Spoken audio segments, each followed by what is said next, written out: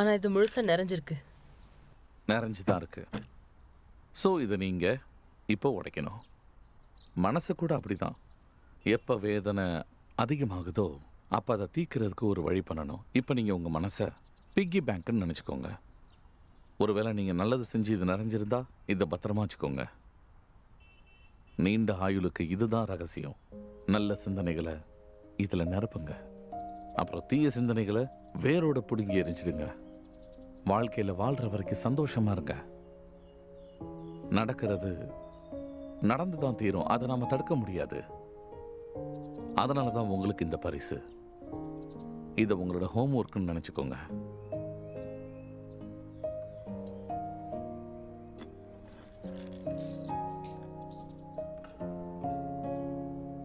மனசோட பிக்கி பேங்க்ல எது தேவையோ அதை மட்டும் வச்சுக்கோங்க. இந்த ஃபார்முலாவை வாழ்க்கையில அப்ளை பண்ண கத்துக்கோங்க.